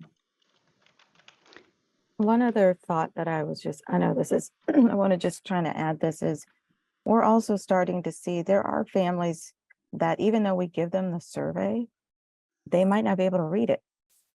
So who can sit alongside them to help them read those surveys and just to process with it, because that's a private thing, but I know there's some literacy issues with our families. And so, because some of them are raising their grandchildren or vice versa, you know, so I think it's just something for us to consider as we're sending the surveys out, because we may be making an assumption that everybody can read it and they might not be able to, which might contribute to the return rate. Thanks, Krista.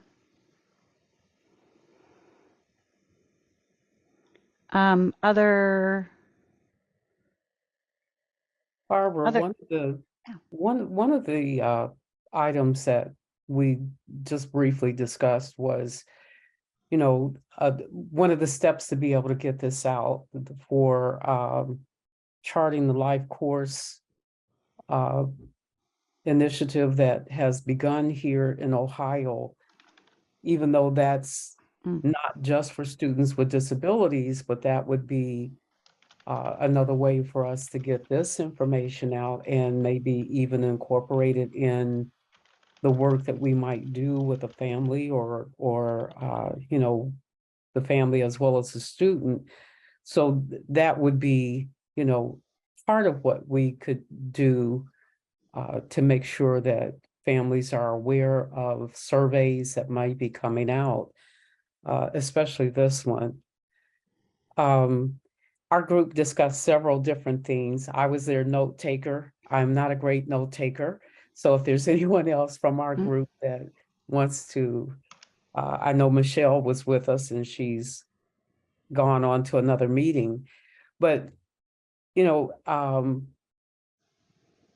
we even talked about trying to break down those subgroups a little bit more so that we know exactly, you know, maybe what's happening in a specific district. I know the district profiles come out, which gives us some information also, but looking at those subgroups where we have already identified that, you know, our Black parents are not participating as much with those surveys. That is a huge piece for me. We need to find ways to get more representation from those groups. But if we know where, we can concentrate a little bit more on those. We know our larger school districts are usually not as well represented, but looking more at those subgroups would be one way for us to provide more information.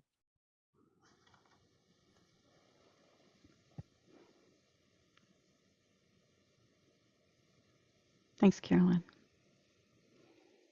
Other, thoughts on either of these sort of priorities? I hear you, Carolyn. So is it a priority for us to, as a group, would it be a priority or a next step for us to focus on tools or resources or coaching prompts, or, I'm not sure what form it takes, though, to help districts consider why it is that their families of Black students are responding or feeling less included? Is that, I'm offering that up as a next step. Did any of the groups come to that same conclusion? And not just our Black families, but families that are in a smaller minority in some areas.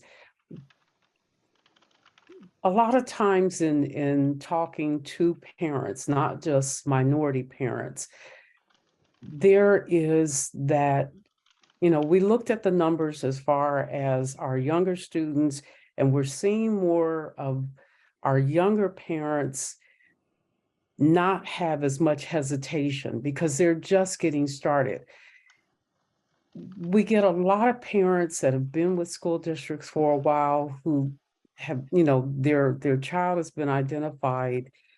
It's that barrier of walking in and feel, how do we continue to make all parents feel welcome? This has been such a great format that OSU has offered, that we've been working with this family and community engagement network. But if our numbers are still low, there is still something that we're missing.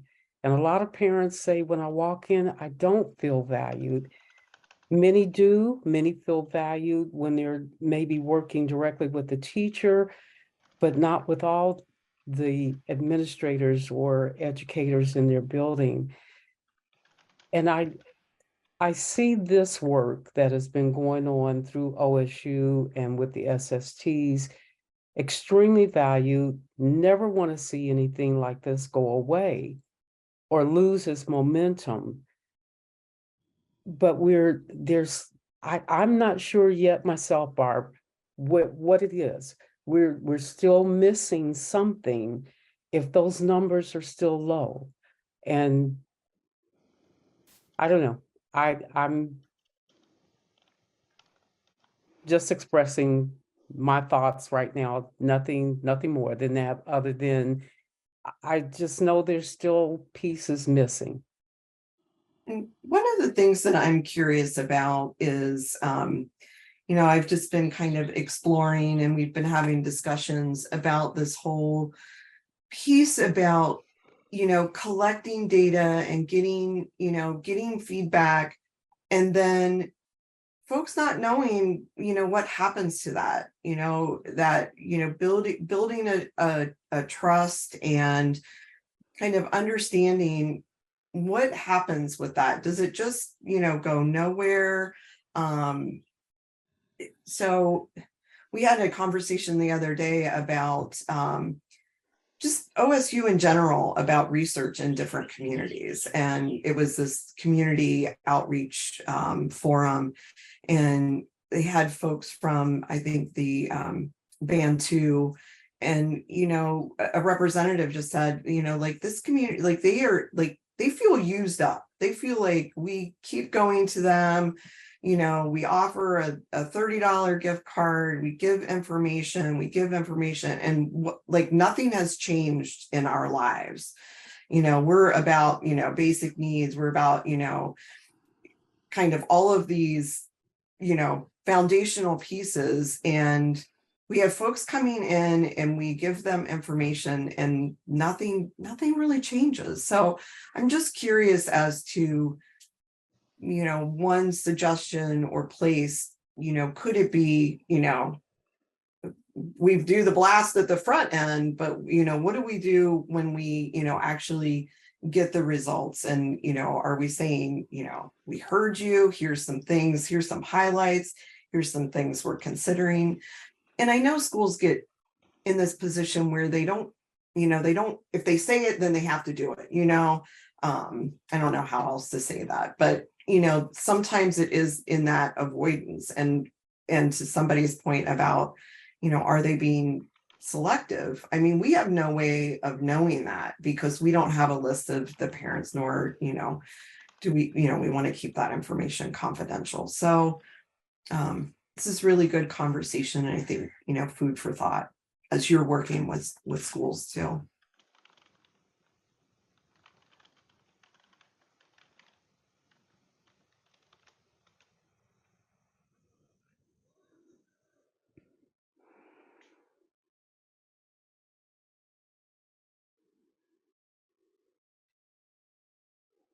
Other thoughts, ideas that you would add to this?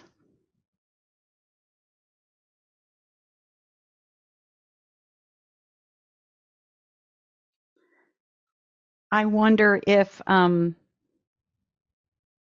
at the end of today, we can kind of think about next steps too, but is another next step coming back to this data in the fall together? Is it, I think we'll probably come to some ideas here today, but then we will want to, you know, we'll have new people coming on board. Hey, Barb. Mm-hmm. I'm kind of late to the game. I had another family engagement event this morning, but I'm wondering if there is a way to support the liaisons that are working through the grant. That's where I was this morning, kind of being a support person during one of their networks. But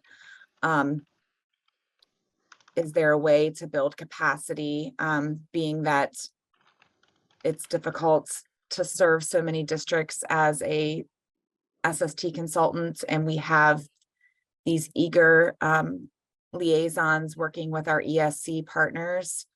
So that's kind of where my brain space is this morning, and thinking of how I can build their capacity and support them because they have a much larger reach than I do. And I'm just trying, that's kind of what I'm thinking at the moment. Is that something that we should be doing? Because now I need to get with my other partners with the other counties that I serve. And yeah. Mm-hmm. So it's not just SSTs, but how are we, the ESC liaisons, how parent mentors, other partners, like how are we working collaboratively, and what, Yeah. you know, what can we do to not duplicate work, but to partner and collaborate with this very important work. I think there are other people who have more established relationships that might be able to, you know, reach districts better than I could, being that I'm new to this region, but also I don't work directly with every district based off of their differentiated accountability. So yeah, that's just kind of my thought space right now,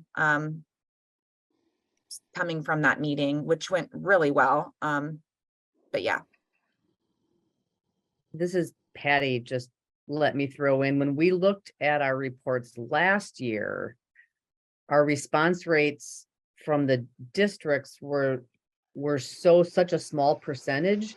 It's like if only 10% of your families did the survey, we can't generalize this information to your district. So we didn't do a lot with the reports last year. Even informing ourselves regionally, we felt like the response rate was so low, it didn't tell us enough. So what I'm kind of doing right now is pulling together a spreadsheet of in my region of the, what are the percentages of response rates from the district? Because if it's like 10% of your families that responded to your survey, it's nice, but it's not.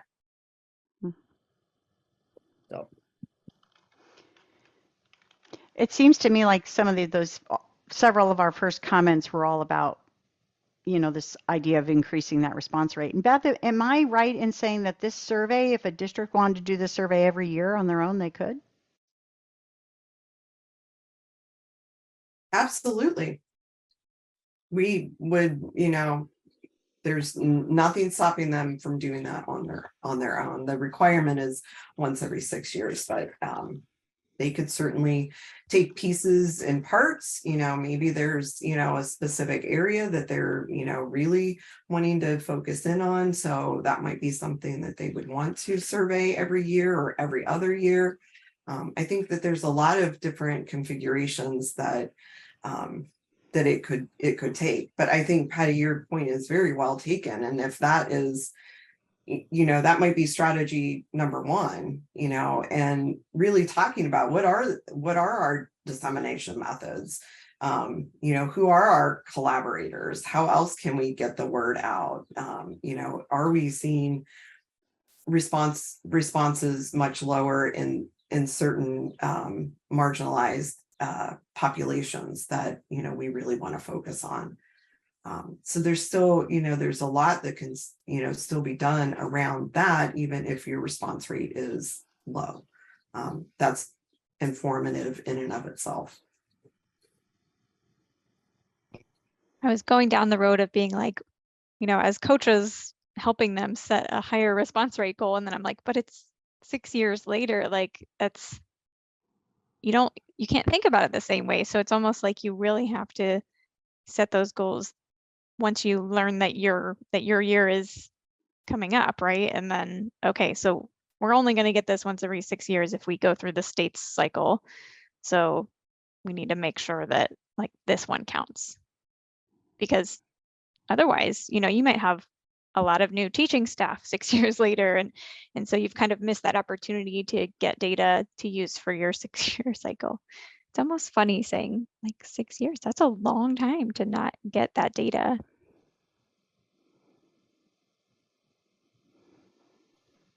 Well, and two, can you make any longitudinal decisions if you're talking about data that is 6 years apart?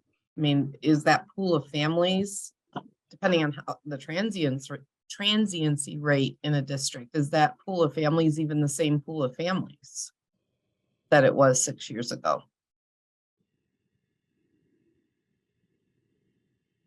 That's why I think the state picture is so helpful. And then, I think you can still have coaching conversations around whatever data you do get, because those are still families. They still count. There's still, it may not be representative, but it's something then you can use to say, we're not perfect. Let's see what this says and go from there, assuming that maybe it's not perfectly representative, but we've got work to do.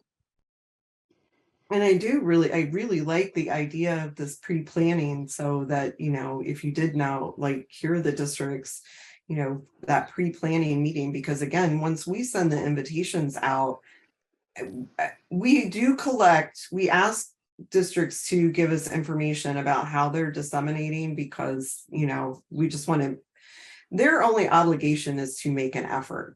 ODE doesn't hold them, accountable to, you've got to send it out. That's certain, I send out reminders every 2 weeks over that course of 2 months that the survey's open, but, they could post something on a website that people may or may never go to.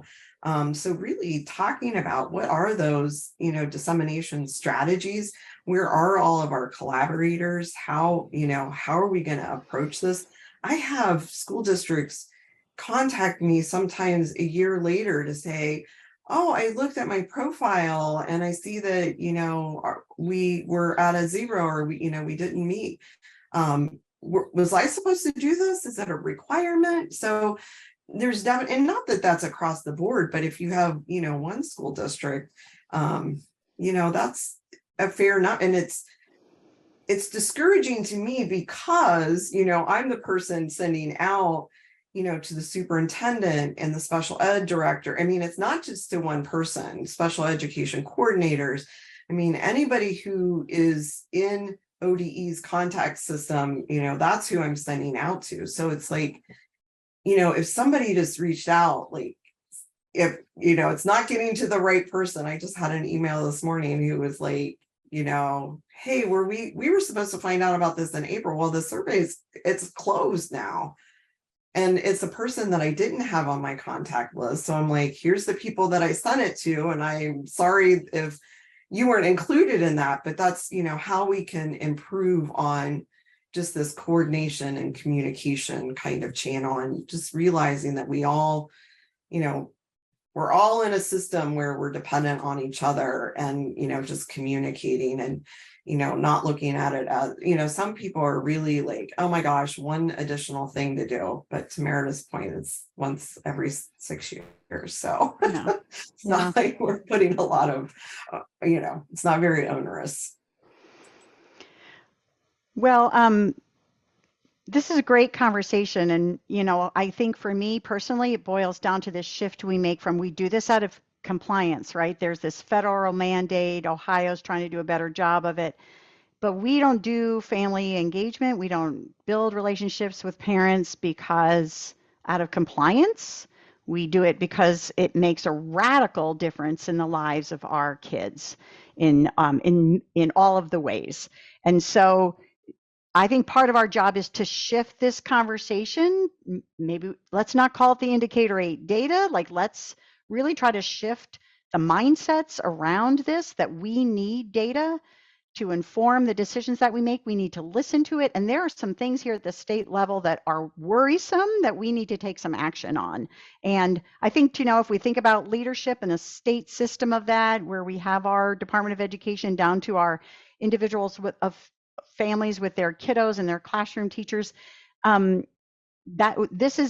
we are compelled to respond to this. And if they are telling us, I'm not engaged, I'm not welcome, my child's IEP is not being honored, then what do we leverage in our state level work and that connection that we have to the regions and districts to move that?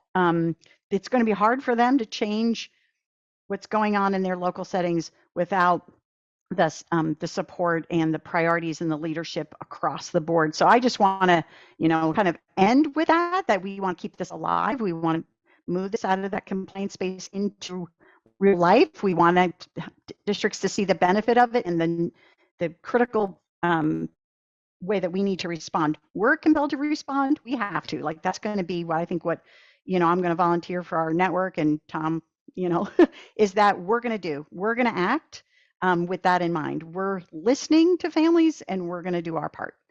So I appreciate you all kind of crunching through this. I feel like we got some things going, but there's going to be a lot of thought, a lot of ideas, a lot of things coming along as you have more conversations going back, and we kind of keep thinking about this. So thanks for the conversation about Beth. Thanks for leading that with us. I am so late on giving you a break. I hope you all are okay. So we're going to break for 5 minutes and come back and kind of shift gears into looking a little bit more, kind of having some more data discussions. So thanks so much to everybody. I'm going to close it up. We'll come back at 11:27. All right. See you then.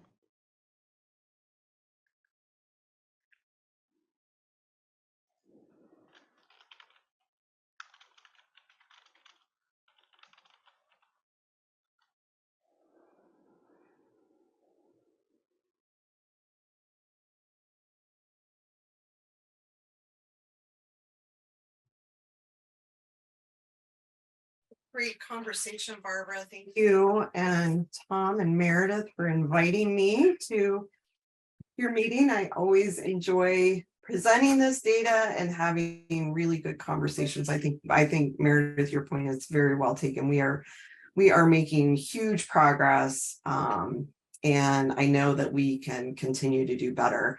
So I'm wondering, as you know, maybe there's a couple of things that I'm thinking as an internal next step. You know, I like this idea about the FCE liaisons and maybe just pulling, you know, I mean, we're touching all three FC, you know, your network, FCE liaisons, and parent mentors. So what strategies can, you know, we kind of think of individually and collectively that we might do.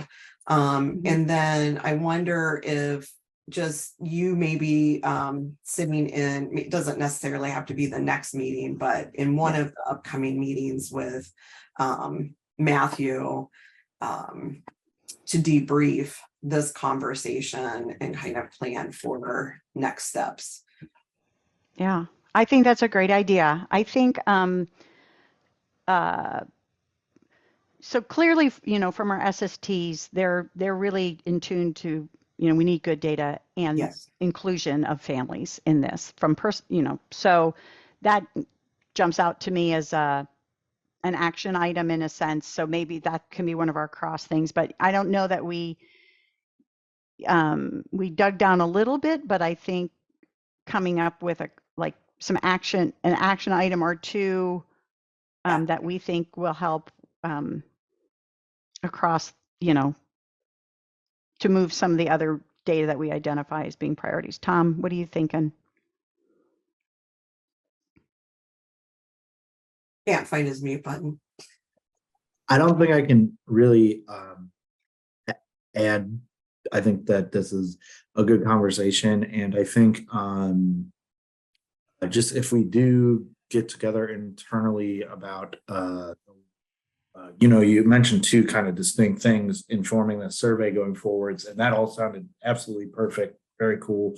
But back to the first thing you mentioned about kind of considering the roles and like what's happening with statewide learning experiences and kind of how that's trickling down to practice and people not really duplicating that. I would just say that I would like to be involved in any conversation about that. I just feel like I have the last couple of years even got a better sense of kind of what the specific roles and what those kind of start and stop points are for some of those specific roles that we're supporting in the state. And I just would love to be a part of that and continue to think about it with some of our collaborators in this meeting and others. Yeah. So, you know, I wonder if, so this whatever supports we need to develop, whether it's, you know, bringing people on board, different roles, if some of that is bringing, you know, through professional learning, the value of the data, what the data says, supports for districts, but also to model for them, here's what the data says, say from our Black families, that, you know, this unique response that we've, you know, here's how we are acting on that. Not just to say we need a better response rate. Here's the multiple ways we're going to get on board with that, the usefulness of the survey, having districts utilizing it more often than as this compliance piece. But then also, here's what we learned at the state level. Here's, like, we're taking action to model that, I think is what I would, you know, Tom, I think you running with this and Beth, like us coming together around bringing those roles together. Maybe it's a larger meeting that's kind of like we tried to do this in a little part of this meeting, but maybe it's a larger meeting with a little more focus where we can identify priorities and action and have people kind of peel out the different roles. Yeah. Yeah, and I think once we're organized, having, you know, people in all of these roles, like, you know, some people mentioned in here, I'm sure some parent mentors or family and community liaisons might have some input too into what, you know, might be helpful for them and productive in terms of being supportive to one another. So, yep, I'm ready to keep on keeping on. You let me know where I can jump in, how I can help. I'm here for it. Yes, And ma'am. we will be moving on to cohort 4. My goal. Yeah, this is recorded. I shouldn't even say what my goal is. We can cut it out. Yeah. My hope is that I can spend some time over the summer cleaning up cohort 4. We have been in this, as everybody else, with the pandemic, having to do 2 cohorts at the same time. It's really difficult to get out in front of the data. I don't want this data to be a year old when we're giving it back to districts. So that is my goal, and I'm very confident that cohort 4 is going to be the breakout cohort that we can actually do some work this summer of getting those things together, and that then they can have reports early in the fall to start informing some planning that can happen in a more real-time kind of way. So Absolutely. hashtag goals. Very cool. Thank you. All right, Thank let's- you. You're Thanks for welcome. being flexible with your Yeah. time. Thanks, And Beth. Yeah. to the bigger group, you just heard us brainstorm for 5 minutes. If any of that sounded terrible, please private message me. We will What are take you your people feedback in. thinking? Don't message me. Have a great Friday and weekend, everyone. I hope the rain holds off. We've got lots of baseball games this weekend, so you know where to find me. See you. Thank you. Thank you. So, so coming back, we had one more sort of step in the protocol, and if you look down through the Word document that had our those first 2 on it, the next one, digging into the data here, was an opportunity to share data you brought. Why'd you bring that data? What are the priorities for your region? And then doing some discussion around that. So we would do sort of step 1 and step 2 there and come back together. We're not a very big group. So what I'm wondering, and There's like because 3 people in each room, but if you wanted me to combine it further, that I could make it so that there's like, I don't know, 1 or 2 extras in each room. So let's go ahead and, as you can see, our timing is that I own that. Boy, I'm sort of famous for not being on time. So let's have some. We'll break out into our small group discussions, have that discussion, and come back. And let's is 15 minutes, 10 minutes for you all for our small group discussions. Okay, I'm getting a couple nods. Okay, so let's go into some breakout rooms, kind of have those, and then we'll come back and kind of do some debriefing. And if you want to pull in some more thoughts about the presentation from Beth too, and that data, we could do that as well in that next conversation. Okay. So you see the protocol there, share the data you brought, why you brought it, priorities for your region. And then you might, we're hoping and assuming maybe there's some commonalities, maybe not, maybe they're different in each of the regions. SST 11, so it looks like you'll be the only region in your room. So if you want to like join a different room, that would probably be the easiest thing, is if 11 Yeah, kind of hopped in one that's of the other fine. rooms. Okay. So actually I'm going to delete your room, and so you'll just have to join one of the other ones. Welcome back, everybody. You all can see my screen?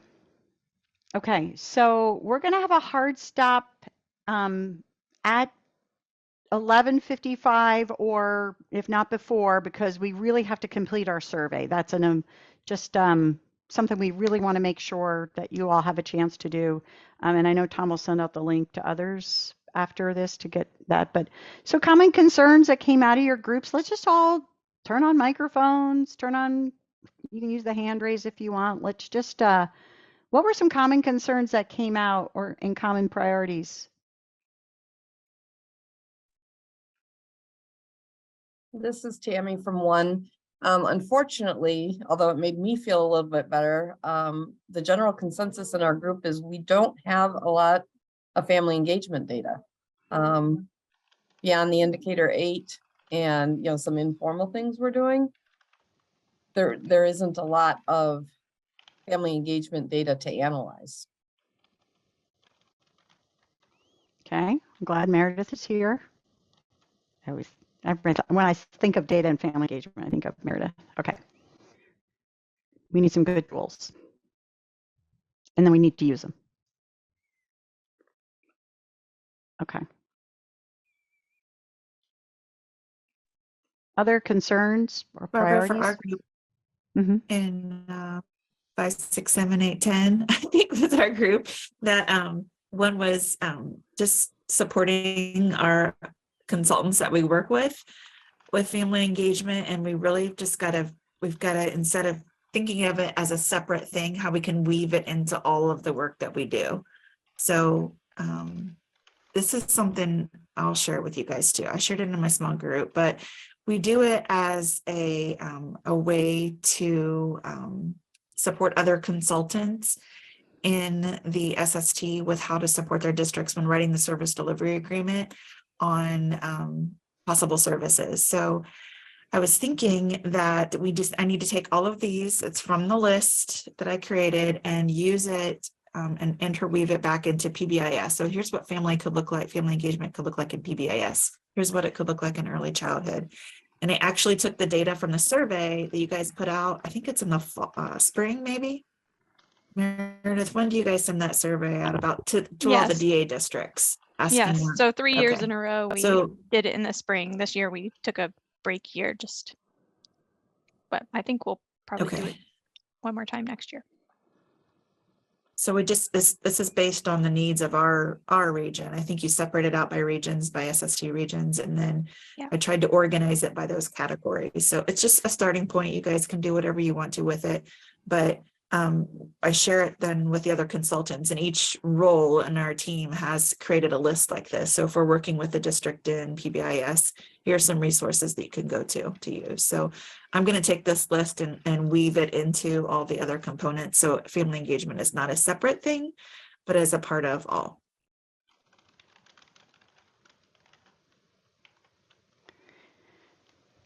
That's a really great idea. So you create like a toolbox. So if I'm a PBI identifier, I'm a PBIS consultant, you're saying, here's the family engagement tools you can use in your. Yes. Yes. Sounds genius. Sounds genius. Sounds like maybe you have something that we could give full credit to you, and then we could all like contribute maybe.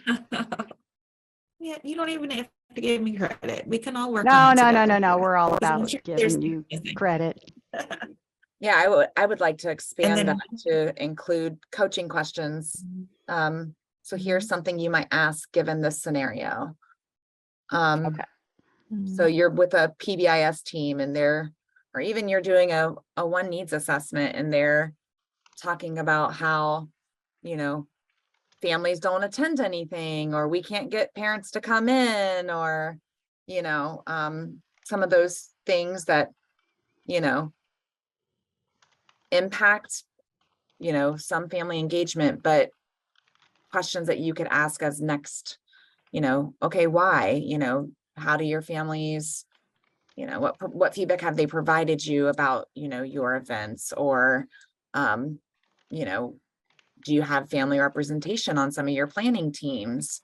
Different questions that you can ask when you're in a situation, a coaching or consulting situation, to kind of spark some conversation, and then that could lead into a redesign, or it could lead into one of the documents one of the supporting documents that Kim has embedded in her document, like a playbook. That sounds so doable. Yeah. Okay. So we've got needs around data. We'd like this idea for trying to equip more people in our SSEs to really work effectively in family engagement. Steve has the cutest little guy or girl peeking at us. Okay. Just another couple minutes here for concerns or priorities.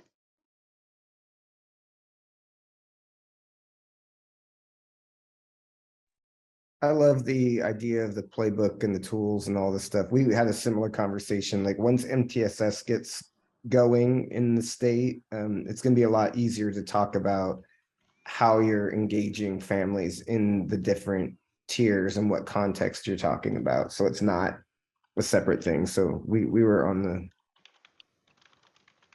the same train. Mm-hmm. I think it also aligns with the implementation science piece that we're doing a lot within our quad meetings. You know, as we're implementing some kind of change, that kind of flows within, it's part of that system. So it needs to be embedded into the system of whatever improvement efforts happening. Missy, while you all are in your small groups, I was also saying, you know, implementation science, we, you know, like we're here, we have leadership, we have, you know, data. What is going to be the competencies now, that professional learning, the coaching that we can do around that? That's, you know, moving on all of those. So that's great. Thanks for bringing that up. We're thinking the same way. There's also a lot of resources already developed that we can pull from, and just kind of pulling it into one place, because I completed 10 RTFIs this year with one district, with all their elementary buildings. And when you're going through reviewing their data, it's asking them, you know, how are family perceptions different across groups? It's asking about student perceptions, and they're like, well, what does that mean? And I'm like, well, it means that you've had conversations or surveyed or, you know, had some kind of, you know, way to gain feedback from your caregivers and families, but you're also collecting some, you know, data to where you can compare, you know, how families are feeling across different subgroups. And they're like, well, we don't have that. And I know when I coached in a previous region, it was, you know, a huge coaching point was getting that feedback from families about the events that they had. You know, so that there's coaching questions already embedded within like the RTFI or the TFI or some of the other documents that are being used that we could pull from to just streamline that. So once again, it's embedded and not seen as something separate. The more connections we could make, the better. Love it. I think we are, Barb, right at our transition point. Thanks, Missy, for that idea. I actually really like that idea. Well, as we move forward, our promise to you all is to kind of keep this alive and keep moving forward, and next steps that we can see, we'll keep it going. So thank you all for this. It's time for our survey, and I think taking it on your phone, or I'll go ahead and put this link in our chat as well if you would prefer that. I got it. We both got it. We got it. We're so speedy. And while you're taking that, I think the last things we had were a reminder. I think I already talked about the summit coming up. That registration's open.